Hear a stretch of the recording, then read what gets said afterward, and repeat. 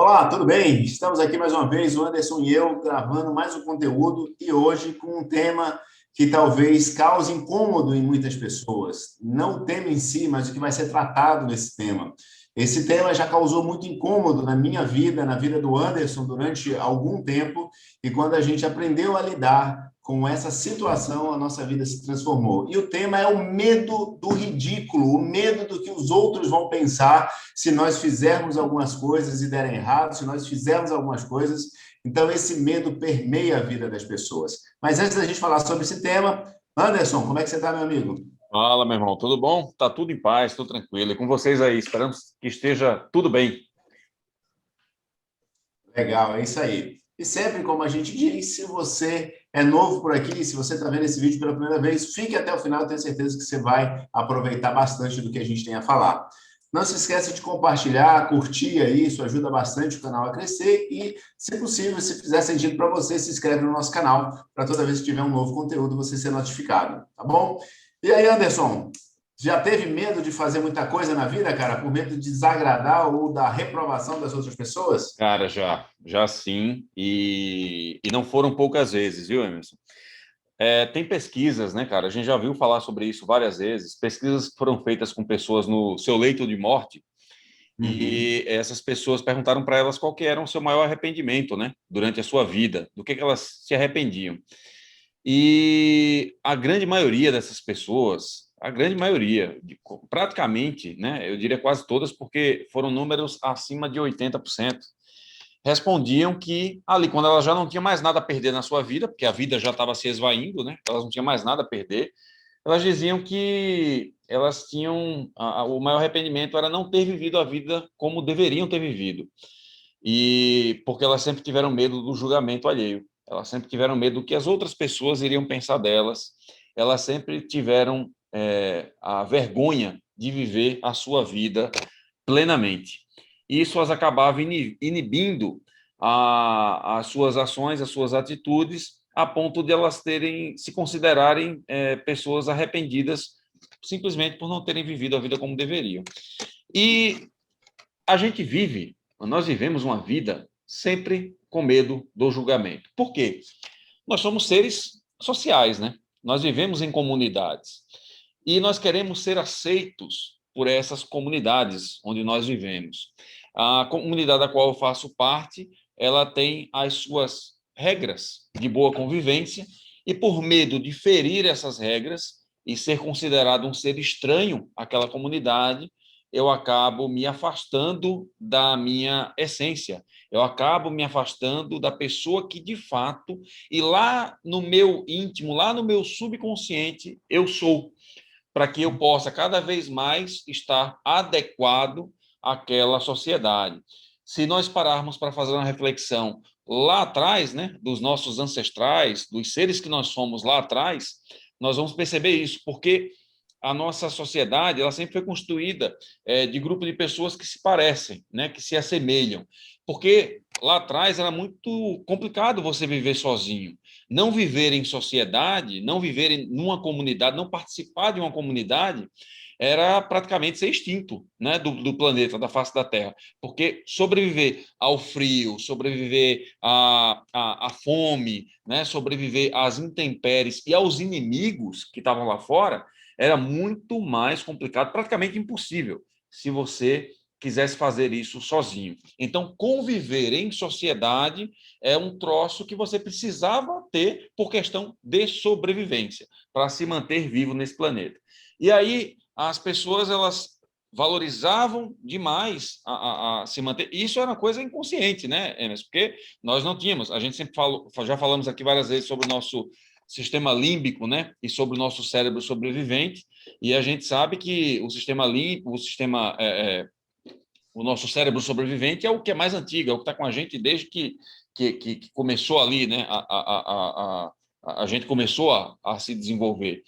Mas as pessoas, então, elas queriam estar ali participando da sociedade e elas faziam de tudo para pertencer. E aí, isso vem até os tempos de hoje, mesmo com todo o desenvolvimento, mesmo com tudo que o intelecto, a mente passou, né, a ser conhecida, tudo que a gente descobriu a respeito disso, mas nós temos ainda muito dos seres, a nossa base ali é muito dos seres que nós somos lá atrás. E aí acredito eu, né, por base em experiências vividas, por base em vários medos de julgamentos que já tive e de pessoas que eu já presenciei também, amigos, pessoas próximas, nem tão próximas assim, a gente percebe que nós hesitamos, deixamos de ser quem nós queremos ser, quem nós somos de fato, deixamos de assumir algumas posturas, algumas posições, exatamente pelo medo de ser excluído dessa sociedade. E aí, por medo desse julgamento, né, para não ser colocado ali naquela condição de todo mundo estar apontando o dedo e dizer, opa, peraí, você é ovelha desgarrada aqui, só você pensa assim, só você... E aí a gente é chamado de louco, às vezes, e para evitar isso, ou evitar sonhador. Isso. E para evitar isso, porque é pejorativo, né? E ninguém quer ser julgado, a gente acaba hesitando muitas vezes. Não sei qual é o seu ponto de vista a respeito disso, meu irmão, mas acredito que você compartilha essa mesma ideia, né? Sim, sim, sem dúvida. Você falou aí de um fator né, humano, antropológico, social, das aceitações sociais, né? E tem um fator hoje em dia que interfere muito como nós fomos criados, né? Aquele ambiente em que nós fomos criados que influencia muito de como a gente vai reagir no futuro. Então, quando você é criança, de maneira a proteger o seu filho, os pais às vezes incutem na criança alguns comportamentos que no futuro, ele, por medo de desagradar, ele acaba repetindo aquele comportamento que foi repreendido pelo pai quando era criança, né? Isso, às vezes, até molda a forma como nós pensamos, né? Os pais, às vezes, nos limita por questões protecionais, né, para nos proteger, e esses limites que eles nos colocam, às vezes, nos coloca uma crença ali que nos limita por medo da aceitação dos outros, né? Um exemplo disso quem que é pai aí ou já foi criança um dia, nunca ouviu o seu pai falar, oh, menino, fica quieto, menino, para de falar alto, menino, deixa de falar. E quando você cresce, você tem a crença de que falar muito, falar alto é algo que desagrada as pessoas. Aí você começa a ficar cada vez mais baixo, cada vez menos, e de repente, no ambiente em que você está, você é mais aceito assim, ou não, ou de repente você não é aceito assim. Então, essas crenças também, elas são criadas, seja elas de maneira social, porque a sociedade evoluiu, seja ela da forma como nós fomos criados, né, Anderson? E isso é comprovado. Existem inúmeras pesquisas científicas que mostram hoje, escrevendo para os pais, como nós podemos acertar mais com os nossos filhos, não criando esses traumas e essas limitações nos nossos filhos, né? E, de fato, concordo plenamente com você. Nós, como seres sociais, nós queremos ser aceitos pelos outros, né?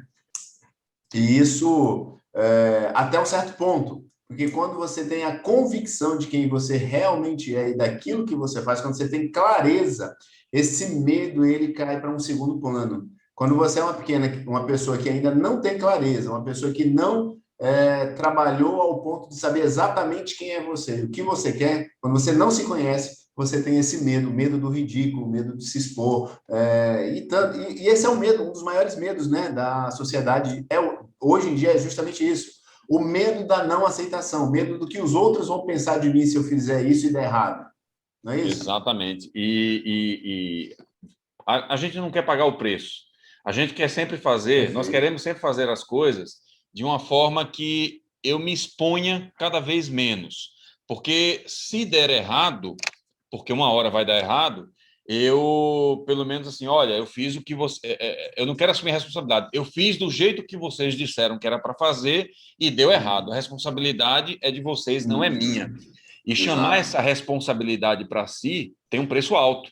É aquela coisa, né, cara? Na hora que você tenta fazer alguma coisa diferente, que você tenta fazer algo que para as outras pessoas parece uma loucura, uma insanidade, ou vai totalmente contra a maré, que você é chamado de louco, todo mundo te ignora. Mas na hora que dá certo lá na frente, aí todo mundo vem bater, né, nas suas costas aqui, te dar abraço, dizer que sempre acreditei em você. A gente já ouviu muita gente falando a respeito disso e sabemos que é verdade. Eu já deixei, cara, oportunidades passarem porque eu não queria me expor. Eu já deixei, talvez até, muitas vezes, o que eu falei há pouco, de ser eu mesmo com medo de me expor. Muitas vezes, isso que a gente está construindo aqui, né, através do MCA, quantas vezes nós já hesitamos, né, começar isso lá atrás, um tempo atrás? Por quê? Porque tinha medo, sempre o medo do julgamento, o que as pessoas vão pensar, nós... A gente vem do mercado corporativo, né, Emerson? Nós viemos do mercado corporativo. E a gente tinha uma posição em que o nosso sobrenome era o nome da empresa. E quando você tem isso, e muita gente perdeu emprego recentemente, muita gente está passando aí por dificuldades, está procurando se recolocar no mercado, está procurando encontrar aí uma alternativa. E eu lembro de uma frase, cara, que um amigo meu, que é falecido hoje, dizia: quando o homem perde tudo, a única coisa que ele não perde é a vaidade. E o nosso ego, ele, como diz o livro, né? O ego é o seu pior inimigo. Toda vez que você diz, mas eu tenho medo, o que as pessoas vão pensar? Será que eu vou ficar bem na frente da câmera? Será que eu vou falar alguma bobagem? Será que... Quando a gente tá muito assim, com medo de fazer alguma coisa, não é o medo do julgamento do outro, é o medo de ferir o seu próprio ego. O ego é tão grande. Pô, as pessoas estão se lixando para você, cara. As pessoas querem lá saber o que você está fazendo. As pessoas que de fato interessam, que de fato importam para a sua vida, elas não estão preocupadas se vai ficar bem ou vai ficar ruim. O fato é que você está com medo de ferir o teu próprio ego. E aí você hesita na hora de fazer. Então, assim, na hora que você entende isso, você tem as suas convicções, que você se conhece de fato, que você sabe o que você quer para a sua vida, que você acabou de dizer, isso fica em segundo plano. Então, tem gente aí que, de repente, está buscando uma recolocação. E essa pessoa, digamos, tinha um cargo, uma função lá na empresa onde trabalhava, de gerente ou de diretoria. E o que é que as pessoas fazem imediatamente quando perdem? Elas procuram se recolocar na mesma função, na mesma posição em que estavam. E muitas vezes deixam passar outras oportunidades para não ferir o seu próprio ego, de se rebaixar a uma função inferior à que tinha. E as oportunidades vão passando, vão passando. Passou 1 mês, 2 meses, passaram 6 meses, passou 1 ano. Tem gente que está 1 ano aí, cara, 1 ano ou mais de 1 ano, buscando uma recolocação e não procurou, primeiro, se conhecer as suas habilidades, as suas competências, procurar entender qual que de fato é a sua vocação, a coisa que lhe atrai, qual é o seu propósito de vida, e, a partir disso, começar a olhar com outras perspectivas para outras coisas. De repente, eu tive uma função, como era o nosso caso aqui, né, Emerson? Por exemplo, a gente vinha de uma função de gerência executiva, né? A gente ali colocava a mão na massa e atendia ali uma determinada região, e na hora que você sai dali, você procura, opa, e agora, né? Como é que eu vou me recolocar nessa mesma função? Até que a gente começa a abrir os olhos para outras coisas, para outro mundo, para outros desafios, o que eu faço hoje é completamente diferente, cara, do que eu fazia, né? Do que faria. Então, eu estou na posição de venda ativa, direto no cliente, um negócio de distribuição completamente diferente. Se eu tivesse permanecido com aquilo ainda na minha cabeça, talvez eu estivesse buscando uma recolocação no mercado há 8 anos. 8 anos. Há 8 anos. Ou por azar seu, talvez você tivesse conseguido, né? Pois é, cara. Talvez tivesse conseguido. Eu brinco aqui, azar, né? Porque é justamente isso. O Anderson, para você que está nos ouvindo, já é meu amigo aí há pelo menos 12, 10 anos. Certamente aí a gente já caminha junto. E o Anderson é uma das pessoas que, desde o primeiro momento, apesar de ser muito cauteloso, ele tem pouco medo de se expor ao ridículo, pouco medo de tomar para si a responsabilidade das coisas. E isso é fruto desse autoconhecimento. Ele já me contou histórias que hesitou em alguns momentos por medo do que os outros iam pensar dele. Mas hoje, tanto o Anderson quanto eu, nós temos a mentalidade da seguinte forma: se você era como eu e como o Anderson, que tinha medo de tomar decisões, se você tem medo de tomar decisões com medo do que os outros vão pensar, gente, aprenda. Tudo na vida é aprendizado. Até redundante o que eu falei, mas tudo na vida é aprendizado. Se expor ao ridículo, de repente, é a oportunidade que você tem de se libertar daquilo que você está vivendo hoje. Tem pessoas que têm medo de simplesmente, sei lá, pegar ali o seu conhecimento e ir diante de uma sala e dar aula. Por quê? Porque tem medo do que vão pensar dele, se ele vai gaguejar, se vai dar errado. Gente, não tenha medo. Tem gente que tem medo, às vezes é apaixonado por uma pessoa, seja lá um rapaz ou uma moça, um rapaz apaixonado por uma moça e tem muito medo de chegar e se declarar porque tem medo de não ser aceito e vai ficar eternamente vivendo aquele amor platônico sem saber o que a outra pessoa sente. A partir do momento que você se liberta do medo, você pode tomar decisões. Tem pessoas que têm medo de iniciar um negócio, tem pessoas que têm medo de iniciar uma nova função. Por quê? Porque tem medo do novo, tem medo do desafio e medo do que as pessoas que estão ao meu redor vão pensar sobre isso ou sobre aquilo. Muitos filhos, e aí vai, muitos filhos tomando decisão para o seu futuro, indo para a universidade porque é a vontade dos pais. E aqui, gente, não é um conselho, mas é experiência de quem já viveu.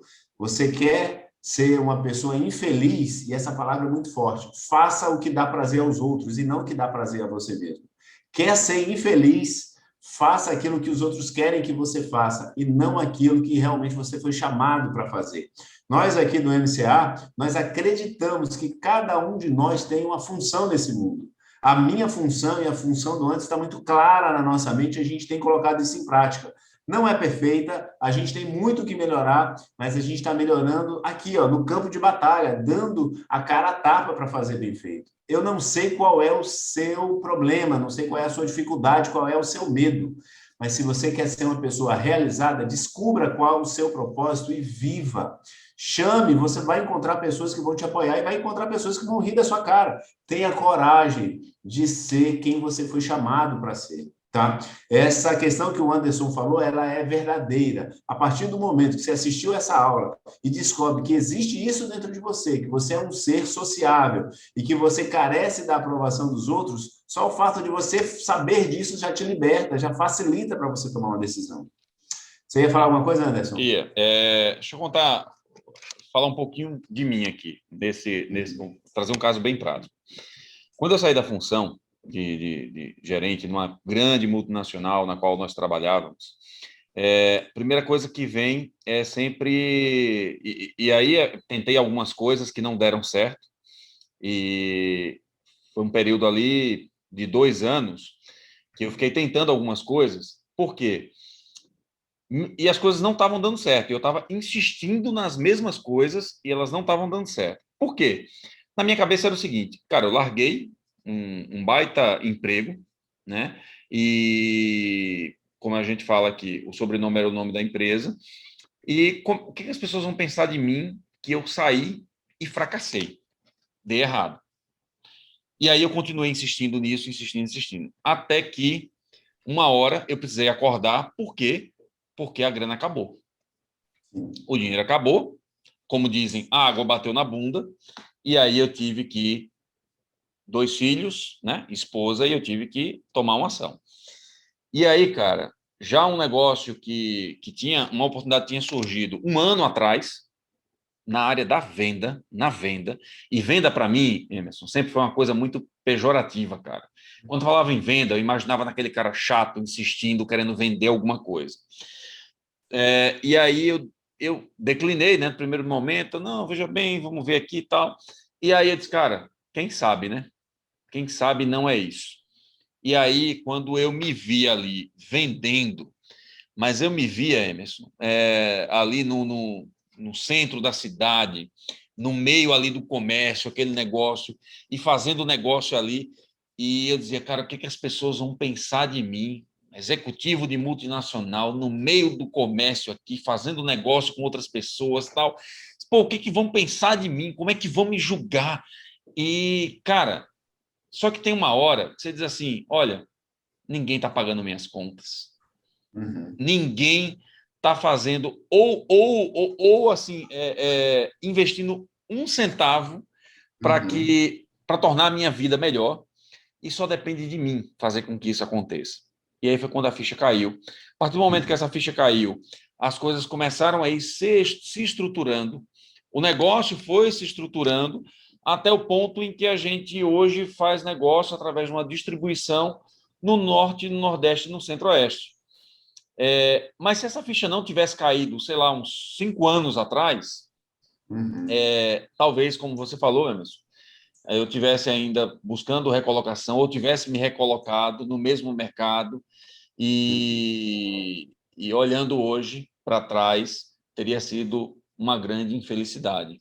Eu teria perdido grandes oportunidades, eu teria perdido principalmente a oportunidade do crescimento como indivíduo, a oportunidade do crescimento enquanto pessoa, enquanto ser. E olhando mais uma vez para trás, eu vejo uma pessoa completamente diferente daquela pessoa que eu sou hoje. E com você, né, foi a mesma coisa, né, cara? Com você foi a mesma coisa. Você acabou caindo para a venda também e acabou construindo os seus negócios pautado na venda, baseado na venda. E hoje nós somos vendedores, né, cara? Sim. Nós somos vendedores e, assim, com muito, mas muito orgulho em dizer que o que a gente constrói hoje vem da venda. Aquilo que a gente julgava antes, que a gente olhava assim, meio atravessado, pejorativo, quando estávamos numa posição, numa grande empresa, tal, éramos respeitados ali por estar naquela posição, a gente olhava assim, que é isso aqui, né? Isso aqui não. Mas a venda hoje é o que nos entrega um caminho de propósito, um caminho de construção, uma vida mais próxima da nossa família, outros valores, né, cara? Outras perspectivas. Nos permite sonhar muito alto hoje, né? Nos permite sonhar muito alto. Sim. E fazer muito mais, talvez, né, do que a gente se limitava a fazer. Você falou uma coisa aí, Anderson, e é interessante. Você, né, e a gente, eu digo, me colocando também, a gente se vê em dados momentos nos olhando pelo óculos do outro, das outras pessoas, né? O que os outros vão pensar de mim. A gente não olha com os nossos olhos, a gente olha com os olhos do outro, né? E no Brasil, de maneira geral, o vendedor ele é tido como uma pessoa chata, como uma pessoa que vai tentar te enrolar, que não vai ser honesto. E, gente, não é nada disso.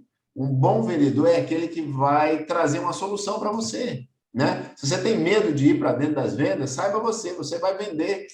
Você vai para uma entrevista, você tem que se vender. Não tem jeito. Se você não se vender, a pessoa ali não vai te contratar.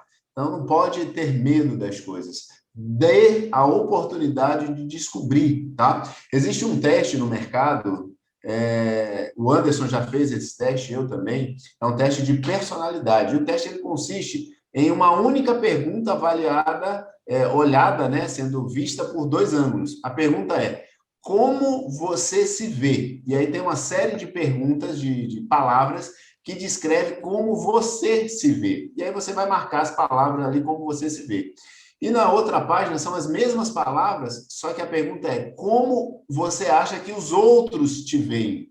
Né? Então, por exemplo, você acha que você é uma pessoa enérgica? Eu acho que eu sou uma pessoa enérgica. Os outros te veem como uma pessoa enérgica? E aí são uma série de palavras mais ou menos nesse sentido.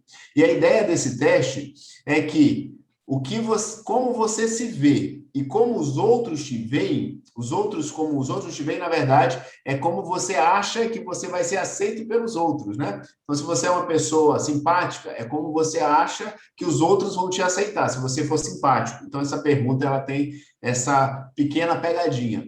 E o fechamento do teste é que você não é nem quem você acha que você realmente é e nem que você é aquela pessoa que os outros acham que você é. Você, na maioria das vezes, é uma junção. Você é um pouco dos dois. Mas no momento de crise, no momento de dor, não é isso, Anderson? Você tem uma tendência a ser mais aquela pessoa realmente que você acha que você é. Então, se coloque numa posição de não ter medo dos desafios e das coisas que os outros vão pensar de você.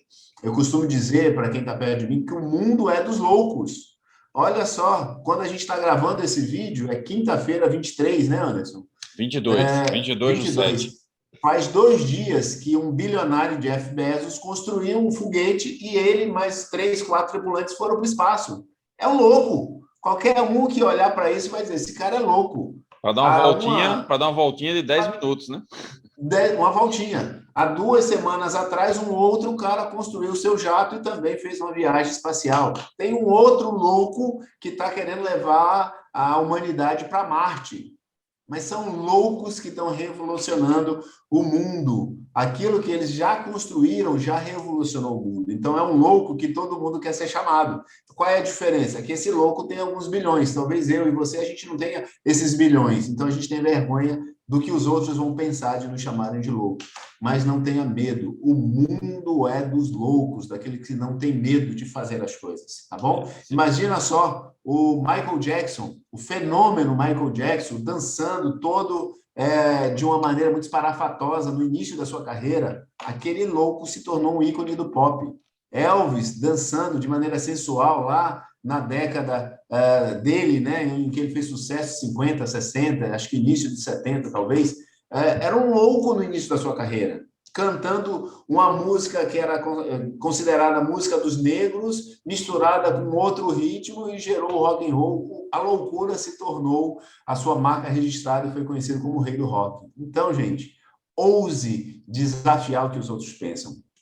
É isso, Anderson. Qual é a sua mensagem aí, Anderson, para quem tem medo de fazer, medo das coisas? Não tenha medo.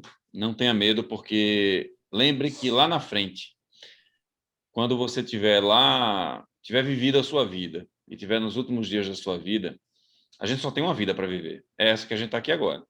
A hora de fazer o que você tem que fazer é agora. E não interessa que idade você tem aí. Você tenha 16, 17 anos ou você tenha 70, 80 anos, mas a vida que você tem para viver é essa aqui. E se você não conseguiu ser, de fato, quem você quem você é, né? Quem você nasceu para ser, ainda há tempo. Ainda há tempo de fazer isso. Se desapegue dos medos, do julgamento, porque as pessoas que te julgam, elas não contribuem em 1 centavo para tornar a tua vida melhor ou a vida das pessoas ao teu redor melhor. E você vai viver sempre uma vida que não é a tua, para poder agradar ou não desapontar essas pessoas. Não tenha medo de ser quem de fato você nasceu para ser. Agora é o seguinte, a partir do momento que você decidir ser essa pessoa, vá até o fim. Se descubra o que você quer de fato, quais são os teus desejos, a tua vontade, o que você quer construir, trace um plano e vá até o fim. Porque os tropeços, o fracasso, o julgamento, eles vão continuar acontecendo. Por isso que você precisa ter a partir do momento que você assume essa posição, você precisa seguir com ela adiante. Agora, é muito melhor pagar o preço de seguir adiante do que você ser uma pessoa de vida medíocre na única oportunidade que você tem de viver a tua vida. É muito melhor pagar o preço do fracasso e do julgamento do que você pagar o preço de ter vivido uma vida medíocre e sempre medindo as tuas ações pautado pelo julgamento dos outros. É muito triste. Pergunta e dá uma olhada nessas pesquisas com pessoas em seu leito de morte. É muito triste você chegar lá na frente e ter vivido com esse arrependimento. Perfeito, Anderson. Eu acho que é isso. Tem um filme antigo, O Resgate do Soldado Ryan. Esse filme, gente, se você já assistiu, você vai lembrar de uma frase. Quando o comandante ali que foi salvar o soldado Ryan tá, né, o spoiler do filme, tá à beira da morte, ele fala para o Ryan, faça a sua vida valer a pena, ou algo parecido. E aí passa ali, ele é resgatado e no final ele já é idoso, o soldado Ryan está na frente do túmulo desse capitão e fala para a esposa dele, olha, fala para ele que eu vivi uma vida que valeu a pena. É isso, gente. Viva uma vida que valha a pena. Não esteja preso ao medo do que os outros vão pensar. Viva uma vida que valha a pena. Esse é o nosso recado para você hoje, tá bom? Perfeito. É isso, Anderson. Mais alguma coisa aí, meu amigo? Não, meu irmão, é isso mesmo. Gente, um abraço para vocês. Espero que vocês tenham gostado desse conteúdo. Curte, compartilha, deixa aí o seu comentário e nos vemos no próximo vídeo. Valeu, um abraço, gente. Até a próxima. Tchau, tchau.